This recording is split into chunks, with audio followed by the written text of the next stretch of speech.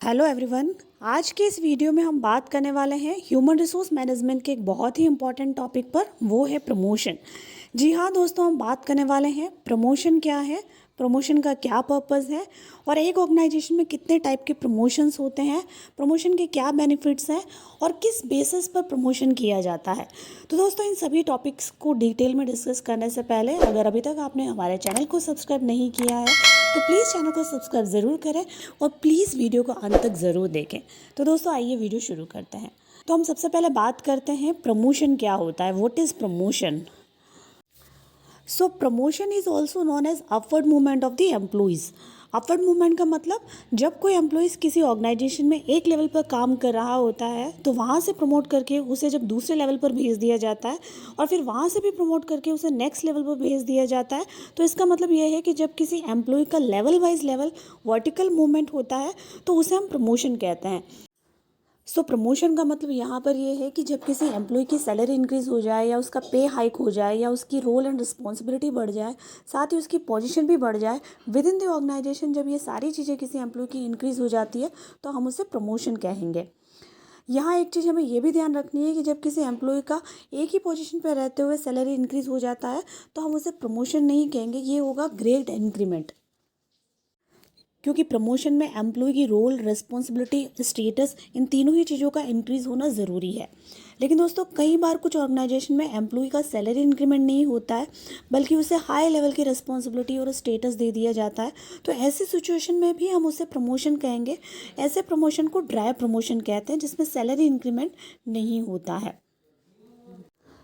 तो अब हम बात करते हैं पर्पस ऑफ प्रमोशन, यानी क्यों किसी ऑर्गेनाइजेशन में एम्प्लॉय का प्रमोशन किया जाता है, प्रमोशन का क्या उद्देश्य है। तो सबसे पहला पर्पस है to motivate employees to higher productivity. यानी हर ऑर्गेनाइजेशन का पर्पस है कि उनका प्रोडक्टिविटी हायर हो और उसके लिए एम्प्लॉय अच्छा परफॉर्म करे। और एम्प्लॉय अच्छा क्यों परफॉर्म करेंगे, अगर उन्हें प्रमोशन मिलेगा, उनकी सैलरी बढ़ेगी, तभी जाके एम्प्लॉय मोटिवेट होकर अच्छा परफॉर्म करेंगे। सेकंड पर्पस है to attract and retain the services of qualified and competent peoples. यानी जो कॉम्पिटेंट और जो क्वालिफाइड पर्सन्स हैं उनको उस ऑर्गेनाइजेशन में अट्रैक्ट करना। दोस्तों, हर ऑर्गेनाइजेशन चाहता है कि उनकी ऑर्गेनाइजेशन में क्वालिफाइड और कॉम्पिटेंट पर्सन्स आए। और कॉम्पिटेंट लोग क्यों उस ऑर्गेनाइजेशन में आएंगे, अगर उस ऑर्गेनाइजेशन की प्रमोशन पॉलिसी फेयर है, ट्रांसपेरेंट है, तो डेफिनेटली उस ऑर्गेनाइजेशन में अच्छे लोग आएंगे भी और लंबे समय तक काम करेंगे भी। नेक्स्ट है to increase the effectiveness of the employees. यानी प्रमोशन देने के पीछे मैनेजमेंट का पर्पस है कि एम्प्लॉय की इफेक्टिवनेस को इंक्रीज करना। ऑब्वियसली जब एम्प्लॉय को लगेगा कि उसके अच्छा काम करने से उनका इंक्रीमेंट हो रहा है या उनकी पे हाइक हो रही है तो वे पूरा इफेक्टिवनेस के साथ काम करेंगे। वही लास्ट ऑब्जेक्टिव है to fill up higher vacancy for within the organisation. कई बार क्या होता है कि जब हमारे ऑर्गेनाइजेशन में हायर लेवल पर वैकेंट पोस्ट होती है तो हम उस पोस्ट को फिल करने के लिए अपने ही ऑर्गेनाइजेशन को लोगों को प्रमोट करके वैकेंसी फिल कर देते हैं। तो ऐसा करने के पीछे मैनेजमेंट का ये इंटेंशन होता है कि इंटरनल प्रमोशन से एम्प्लॉय की ऑर्गेनाइजेशन के प्रति सेंस ऑफ बिलोंगिंगनेस भी बढ़ेगी और उनका मोरल भी इंक्रीज होगा। सो इसीलिए वो इंटरनल प्रमोशन को ज़्यादा प्रायोरिटी देते हैं। अब हम बात करते हैं टाइप्स ऑफ प्रमोशन पर। तो दोस्तों, नॉर्मली किसी भी ऑर्गेनाइजेशन में 3 प्रकार के प्रमोशन होते हैं, जिसमें सबसे पहला है हॉरिजॉन्टल प्रमोशन। हॉरिजॉन्टल प्रमोशन में एम्प्लॉय जो सेम कैटेगरी और सेम क्लासिफिकेशन की जॉब कर रहा है उसका पे, रिस्पॉन्सिबिलिटी और डिजिग्नेशन बढ़ा दिया जाता है। तो ऐसे प्रमोशन को हम हॉरिजॉन्टल प्रमोशन कहेंगे। एग्जाम्पल के तौर पर आप देखें, जैसे कोई एम्प्लॉय जो रिसर्च असिस्टेंट की पोस्ट पर काम कर रहा है उसे रिसर्च एसोसिएट बना दिया। यानी यहाँ जॉब का कैटेगरी सेम है, सिर्फ रिसर्च असिस्टेंट से किसी एम्प्लॉय को रिसर्च एसोसिएट बना दिया है, जिसमें उसका पे हाइक हो जाता है और उसकी रेस्पॉन्सिबिलिटी बढ़ा दी जाती है। वहीं प्रमोशन का दूसरा प्रकार है वर्टिकल प्रमोशन। यानी वर्टिकल प्रमोशन में एम्प्लॉय का जॉब का क्लासिफिकेशन भी चेंज हो जाता है। There is change in rank, responsibility, salary and classification of job. यानी क्लासिफिकेशन ऑफ जॉब के साथ एम्प्लॉय की जॉब का रैंक, रिस्पॉन्सिबिलिटी और सैलरी सभी में बढ़ोतरी हो जाती है। जैसे एक सेल्स मैनेजर को प्रमोट कर जनरल मैनेजर बना दिया जाए या एक रिसर्च असिस्टेंट को प्रमोट कर एसोसिएट प्रोफेसर बना दिया जाए, तो यहाँ पर जॉब की कैटेगरी भी चेंज हो जाती है, उसका क्लासिफिकेशन भी चेंज हो जाता है और उसकी रैंक, रिस्पॉन्सिबिलिटी और सैलरी भी इंक्रीज हो जाती है। ऐसे प्रमोशन को हम वर्टिकल प्रमोशन कहेंगे। वहीं प्रमोशन का अगला प्रकार है ड्राई प्रमोशन। नाम से ही क्लियर है, सूखा प्रमोशन, जिसमें एम्प्लॉय की रोल, रिस्पॉन्सिबिलिटी और डेजिग्नेशन तीनों इंक्रीज कर दिए जाते हैं, लेकिन उसकी सैलरी नहीं बढ़ाई जाती है, यानी उसे कोई फाइनेंशियल बेनिफिट नहीं दिया जाता है। It means there is increase in rank and responsibility but no increment in salary और अदर फाइनेंशियल बेनिफिट। दोस्तों, जैसे कई ऑर्गेनाइजेशन इस तरह के प्रमोशन करते हैं, जब ऑर्गेनाइजेशन अपने एम्प्लॉय को ज़्यादा पे नहीं कर पाता है तो उसे लगता है कि वो एम्प्लॉय की डेजिग्नेशन और रेस्पॉन्सिबिलिटी बढ़ा दे, तो ऐसे प्रमोशन को हम ड्राई प्रमोशन कहते हैं। जैसे कई बार आपने देखा होगा कॉलेजेस में इस तरह के प्रमोशन किए जाते हैं कि कोई एम्प्लॉय जो एसोसिएट प्रोफेसर की पोस्ट पे काम कर रहा है उसको एचओडी बना दिया जाता है या डीन बना दिया जाता है, तो वहाँ उसकी डेजिग्नेशन, रेस्पॉन्सिबिलिटी तो बढ़ जाती है लेकिन उसकी सैलरी नहीं बढ़ाई जाती है, तो ऐसे प्रमोशन को हम ड्राई प्रमोशन कहेंगे।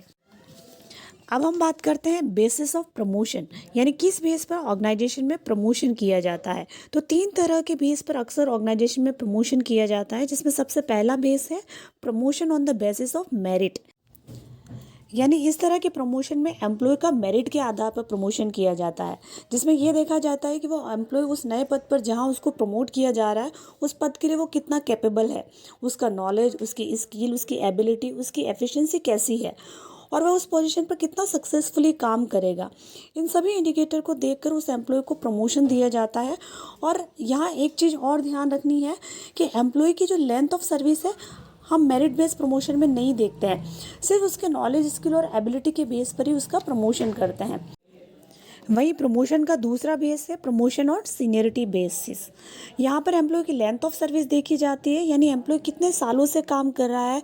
जो एम्प्लॉय ज़्यादा सालों से काम कर रहा होगा या जिसे ज़्यादा एक्सपीरियंस होगा उसे पहले प्रमोट किया जाएगा।